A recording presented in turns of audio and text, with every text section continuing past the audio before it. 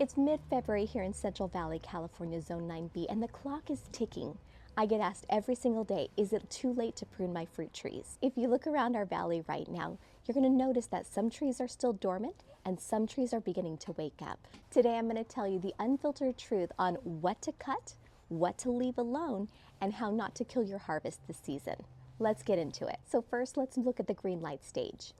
If your apples, peaches, or pears look like this, where the buds are brown, they're tight, that means the tree is still dormant, which means it's sleeping. This is the perfect time to start pruning it. But you gotta be quick, because here in our Zone 9B, we warm up really quickly, and when that happens, the trees are gonna start to wake up, and you don't wanna lose your harvest. Now, this is also the best time for shaping. You can see the actual structure of the tree, and you can decide how you want it to be shaped, whether you want it to be trained as a center bowl, or a pyramid style, or Espalier cordon like what I'm going to be doing. This is the time to do it now. That also goes with how tall you want your tree, how short you want your tree.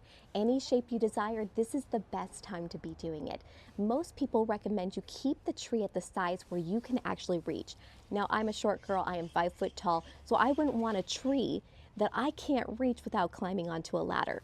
So keeping things at a certain height for you so that you don't have to climb a ladder is the best. Now, that doesn't go with everything. I do have trees that are way out of my reach, but I have it designed that way specifically for style. So know ahead of time what you're wanting your tree to look like, and that will help you decide how you're going to prune it. So before you make a single cut, know exactly what style you want to create. That way, when you go out there, you know exactly what you're going to do, and then you have a tree that you love. See this stubby little branch right here? This is a fruiting spur. It looks like a stack of little rings, but these are your money makers. This is where your fruit grows.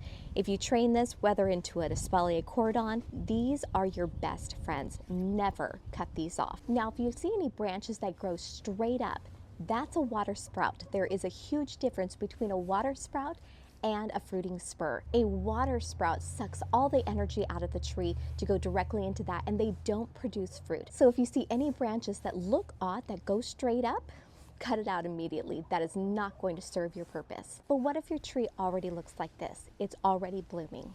This is the caution stage. So you have to decide, is your trimming worth it? If you want to trim or shape your tree like cordon style Espalier, which is what I'm doing, this is the time to decide what you want to do. It's still possible to move the branches to a shape that you desire and cut everything off and not lose your entire blooms. Now, what if you want to trim or shape your tree into Espalier like I do? It's still possible.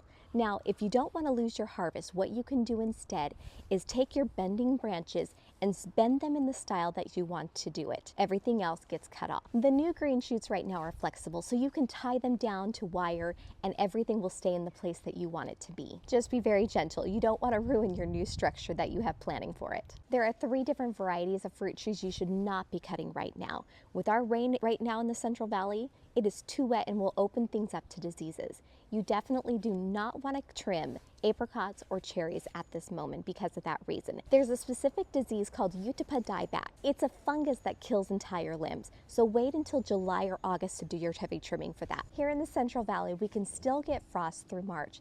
If you prune your citrus trees now, your limes, your oranges, your lemons, you will trigger new growth, which means if a frost hits, all that new growth will turn into a mushy mess. So it's best to wait till March to prune. The bottom line, if it's dormant, go ahead and cut it.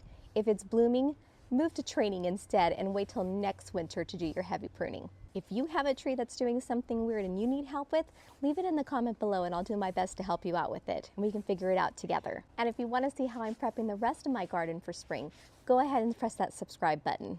See you next time.